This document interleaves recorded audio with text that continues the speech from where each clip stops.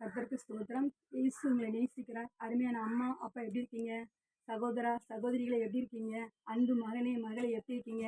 இன்னைக்கு இந்த செய்தி மூலம் ஆண்டவர் உங்களை தேடி வருகிறார். உங்கள் துக்கம் சந்தோஷம் ஆகுன்ற தலைப்பில் உங்களோட பேச போறேன்.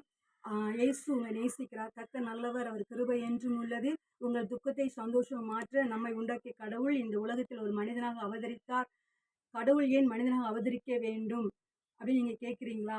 கடவுள் இந்த உலகத்தை மிக அழகாக உருவாக்கினார். எல்லாவற்றையும் தன்னுடைய வார்த்தையினால் உண்டாக்கி, அவர் பூமியின் மண்ணினாலே மனிதனை உருவாக்கி ஜீவ சுவாசத்தை அவனுக்கு நாசியிலே ஊதினார். அவனுக்குள் ஜீவன் வந்தது. அதாவது மண்ணினாலே மனிதனை உருவாக்கின கடவுள் உயிர் கொடுத்தார். தேவனுடைய சாயல் உருவாக்கப்பட்ட மனிதன் எந்த வியாதியும் இல்லாமல், எந்த பயமும் இல்லாமல், மரணம் இல்லாமல் மகிழ்ச்சியோடு வாழ்ந்து வந்தான்.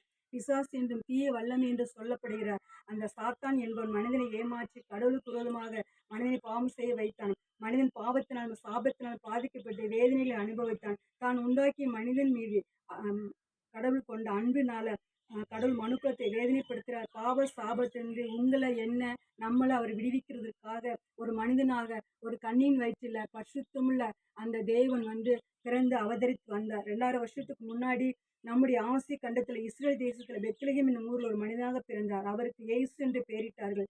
பாவத்தின் சம்பளம் மரணம்னு வேதம் சொல்லுது. தன் பாவங்களை மறைக்கும் வாழ்வடை பாவம் செய்கிற ஆத்மா சாகும்னு சொல்லுது. பாவத்தின் நம்ம மீட்டு பரலோகம் செய்கிறதுக்காக பாவமே செய்யாத அவர் இந்த பூமியில் பிறந்து வளர்ந்து வாரங்கள் அடிக்கப்பட்டு சிலுவையில் தொங்கி மறித்து அடக்கம் பண்ணப்பட்டு 3ஆம் நாள் உயிரோடு எழுந்தார்.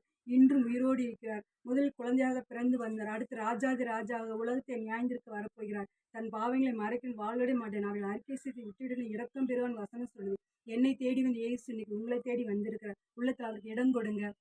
பாவம் மன்னிக்கப்பட்டு அவர் ஏற்றுக்கொண்டா தான் பரலோகத்துக்கு போக முடியும். அதனால இயேசு உங்களை துக்கம் சந்தோஷம் மாறும். இயேசுவை தேடி வாங்க, சபைக்கு வாங்க, வேதத்தை தேடுங்க, ஏமாந்து போகாதீங்க. கர்த்தர் உங்களை ஆசீர்வதிப்பார். இந்த செய்தியை கேட்க உங்கள் தானே கர்த்தர் ஆசீர்வதிப்பார். ஆமென்.